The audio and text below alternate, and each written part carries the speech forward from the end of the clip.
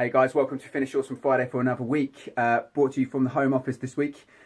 Today I want to start a discussion, and it's going to be sort of a little mini series of a couple of videos on the best diet ever, okay? And really, you know, you can look at it as a promotion of the Efficient Nutrition System that I use personally, but you don't have to use the Efficient Nutrition System. It's just another tool that you can use in the realms of the many tools that you can use to yourself. So over the next couple of videos, what we're going to do is, first and foremost, I want to look at the best diet ever, okay, in terms of, you know, the diets that are out there at the moment, popular diets. Next week, we want to then start looking into principles that actually, you know, equate to successful diet plans. And then we want to start looking into how we can actually apply that to yourself and how we can utilize that, whether you use the Efficient Nutrition System or whether you use something else, but just taking the good and making it more complete and within your own lifestyle and your personal preferences, okay? So that's the most important thing we need to be looking at. So first and foremost, there is no best diet for everyone. Of course there is not, because one person to the next is completely different. And as much as we like to, you know, or someone like me, for example, I like to tell people that, you know, they are not a delicate snowflake that needs everything individualized, from programming to diet to lifestyle and everything else. Everyone is different psychologically, and unfortunately that is going to play a bigger part in terms of how successful you are in certain ways of dieting, certain ways of training, and all the other things in there, okay? There's some great coaches out there that are doing a lot of work within this realm, and it's something that I'm learning more and more from them about.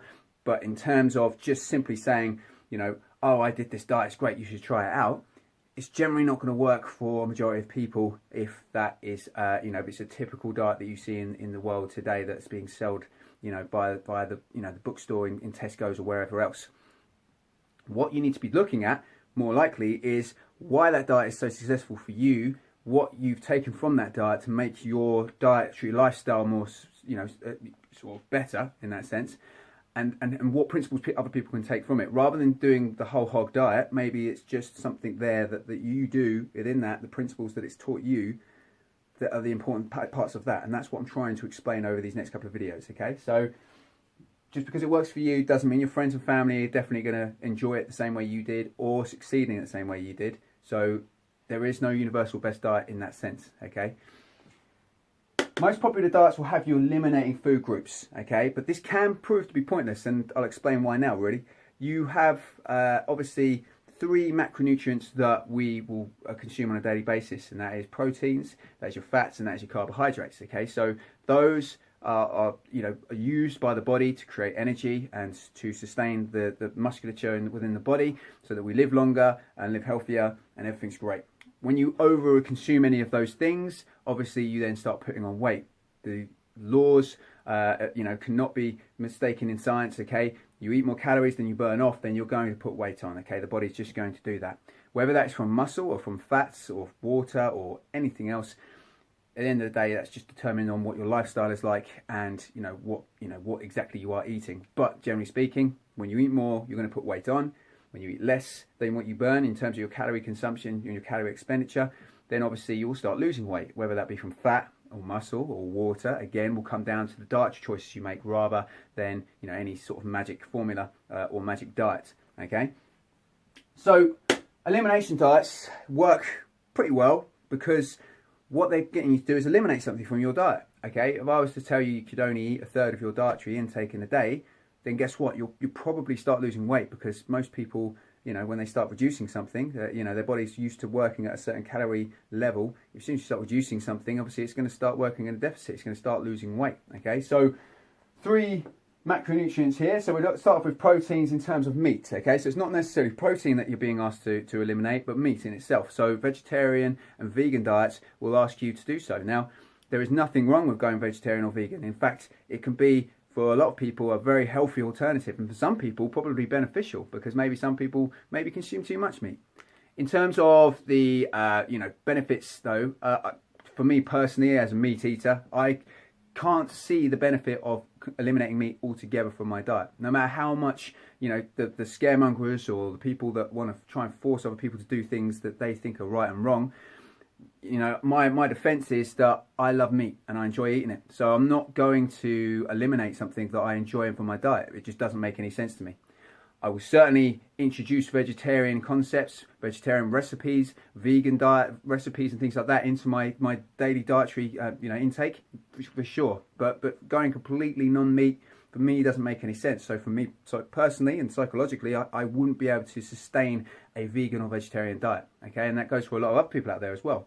You know, people say that they were, they're doing great on their vegetarian diet until they wanted a bacon sandwich or, something, like a roast chicken or something like that on a Sunday. Now, as I say, there were always alternatives. There's always ways of doing things, and there's always a reason why people will do something, whether it be the way that animals are treated or whether it be, the human body's processing of certain products in terms of meat. I don't know the science. I don't want to understand the science, if I'm honest. Ignorance is bliss in that sense. I don't agree with it, but at the same time, I believe that the human body over generations, over thousands of years, has eaten plants and meat from animals for generations, for years and years and years beyond anything we can comprehend. So for me, it makes more sense in a balanced concept if I'm eating nutrients from meats, from plants, from carbohydrate-based stuff. And that is it. So again, eliminating something is not going to make sense to me, but for some, that may actually be beneficial. Introduce a vegetarian day or a vegan day into your week may actually benefit you health-wise and body composition-wise. Carbohydrates is the big one. Ketogenic diets, the Atkins diet was a massively popular one a few years ago. Basically, the concept is to eliminate carbohydrates because the body does not need carbohydrates in it for some reason. It can create its own energy from proteins called ketones that are basically, the body can use those for energy, and it works very well within the body, okay? Now, this is a great concept in terms of that scientific sort of stuff that they like to throw at you from that end of the spectrum. But again, think about the 3 macronutrients that the body utilizes for fuel and energy and regeneration within the body. There's clearly a carbohydrate energy source, there's clearly fats, and there's clearly proteins, okay? How you get those, okay, it should be the best qualities. It should be the finest and most natural produce, okay? So I agree that, probably we eat too much bread. Probably we eat too much pasta. Probably we eat too much cake and things that are basically sugar-based, processed and not very good for us. But, these are things that we probably do eat too much of. But does it mean carbohydrates are bad? Does it mean that they are the devil and we should avoid eating them to live a healthier lifestyle? Again, I don't think so. I don't think personally something that the body consumes and turns into a natural energy source already should generally be eliminated. But for some people, eliminating carbohydrates is a great way of dieting, because when you eliminate carbohydrates, you eliminate up to, some people, carbohydrate intake is up to 60%, 70% of their daily intake.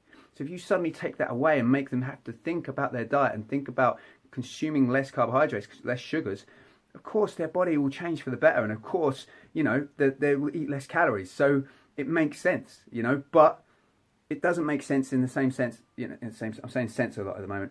It doesn't make sense in the terms of that we do utilize carbohydrates as an energy source within the body, and it's something that both the nervous system and our bodily functions, our muscular system and things like that, they require, they require those carbohydrates. So what we take from it, again, same as with the meat thing, it doesn't necessarily have to be a one way or the other. You don't have to make it look black and white. Okay, carbohydrates are an energy source we use. So what we should be doing is improving the quality of the carbohydrates you eat rather than just eliminating them altogether. Okay, it just doesn't make any sense.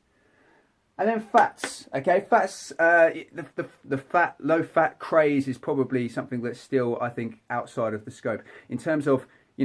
It's probably now carbohydrates are obviously the big buzz thing. Fats might come back into it one day, but people keep swinging backwards and forwards between fats and carbohydrates. They like eliminating those 2 macronutrients for a reason. Now, the reason that people like to, or the reason that fat diet restriction, or fat restricted diets, should I say, are popular. Again, if you're reducing something that has 9 calories per gram compared to carbohydrates which have 4 and proteins which have 4, obviously reduce those or even eliminate them, and you reduce a lot of calories through the day. Again, I take the person that has a typical, say 60% of their diet might be carbohydrates, probably 20 to 30% of it's fats. Very, very few people eat enough protein, and that is actually the macronutrient that, every single time that I look at someone's diet, I would say they can do with jacking up. You want to be having a third of each of those items within your daily calorie consumption should be a third of those three things. You know, that's the way you should be looking at your diet, a balanced diet. Okay, if you eliminate one of them, obviously, again, you lower calories. Okay, so people get good results. But then you're asking people to eliminate, again, a very essential macronutrient within our diet. You know, something that we need. It makes us, you know, it brings out the best of our skin and our hair and our cells inside our body. You know, we need fats. It's not a simple case of saying that, oh yeah, you know, well, you know, fat, you know, 9 calories per gram, so let's just cut those completely out, because you're missing out on so much. Your body is not actually going to be any healthier by it. It's actually going to be worse off by it. So instead of cutting out fats, again, we need to start looking at more you know, natural and better fats that we want to consume, the omega-3 fatty acids. That's what we should be looking for. The quality of those fats needs to be better, not the actual macronutrient being demonized and cut out of your diet altogether. So again, the elimination diet doesn't necessarily work in that sense, okay? And the other thing about eliminating fats, obviously, if you eliminate fats out of something, you have to put something back in there for taste and for texture. And what is that normally going to be? I'll tell you what it normally is. It's normally sugar, okay? So it's normally carbohydrates, more carbohydrates go in. And because carbohydrates have 4 calories per gram of carbohydrate compared to the fats, which is 9, obviously it reduces the calories. You take the fats out of it, it reduces the calories, but you're still pumping people full of sugar. It's not making it any better. It's not making it better for you. It's not making it better for your gut. It's not making it better for anything else. So eliminating things is not the answer. And generally when you have an elimination diet, it's not going to work for the majority of people, and it shouldn't work for the majority of people, really. You know, it may work for some, but it won't work for everyone. You know, and I can add into that as well, because I don't want to be biased here, elimination diets in terms of times in which you eat, okay? So for example, I don't eat breakfast. I don't believe that you need breakfast. I don't believe it's the most important meal of the day. I think Kellogg's did a very good job of marketing that and making you think that, but it's not actually essential for your day, okay? But for some people it is. For some people, they literally can't go through the day without having something to eat in the morning. And I understand that, and that is fine, and that is their choice.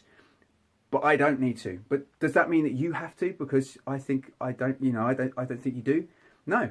You just do whatever you need to do, whatever's going to get you through that day. And if you think having a bit of breakfast in the morning is going to help you out, then you have a bit of breakfast. You know, having time restriction, again, can be a negative. But telling people you can only eat between this certain time, all they're going to be thinking about for the time up to that eating window is that eating window. And that's generally what does happen. So it becomes an obsession about that particular time of the day that they can have that food. And it becomes, again, a bit of an obsession that's not very healthy. So eliminating times of the day in which you can eat also is probably the fourth one, which I should have written on the board. But that is something, again, that is not necessarily a healthy thing. Though it can lead to beneficial and positive results, it doesn't mean health-wise it's going to be the best thing, or psychologically the best thing for everyone. So you can see there, just from those 4 examples, why eliminating things isn't always going to be the answer for people. It might work for some, it's not going to work for all, okay? What everyone needs is an eating system, okay? You know, and I love systems. I love trying to create systems, and that's what the Efficient Nutrition System, the Efficient Strength System, these are things that I believe in, that you actually, it's just a blueprint of what you need to do. Rather than telling you to do something, you need a blueprint built on principles that work, okay? So that is the main thing. That's what we're going to discuss in the next video, looking at what good diets do, or what most diets that work do, at least. You know, that's the thing you need to be looking at. Look at patterns, look at things that consistently happen, and if you mark those on all the good things and if you see it enough times, then you know it works, so you can introduce it to your diet. Your diet should be your life, okay? Not 6 weeks, 12 weeks, 8 weeks, whatever you want to do to try and lose weight for a holiday, wedding, photo shoot, whatever. It should be your entire life, and it should be, you know, sustainable throughout that time. So introducing principles and habits that are going to benefit your diet is more important than trying to say you need to do this diet, this is how it is, buy my book for $9.99, there you go. You know, that is not going to benefit you in any way, which is why I want to do these videos, which is why I want to try and give this information away for free, because I personally believe that it should be something that everyone's doing in their lifestyle. I don't want people to suffer from the illnesses that are quite avoidable if we look after ourselves. You know, things like the cancers and the type 2 diabetes and the, you know, the illnesses that are out there based on people's lifestyle and their diet. It doesn't have to be this way, and we can work together and build things that are actually going to benefit you for the long term. So in the next video, okay, we're going to start discussing the good points of good diets, okay, things that work and what should be introduced to your dietary system, okay, and how we can manipulate your diet to look like that. And then we'll go on to discuss a bit further the efficient nutrition system and how I actually come up with the idea and what actually comes into play and how it works, okay, and give you guys some tools to start bringing into your own diets and giving you some options, because that's what you need at the end of the day. You don't need to be told what to do.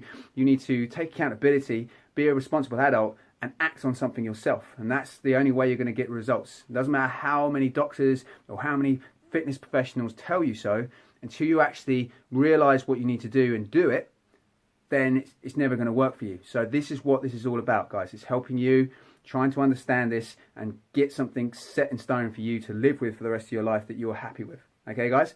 I hope you enjoyed the video. Hit me with messages, emails, you know, speak to me in the gym if you see me around. I'm happy to help. I'm happy to give advice, give information wherever I can to help you guys out. Just be awesome. Have a great weekend. I'll see you guys later.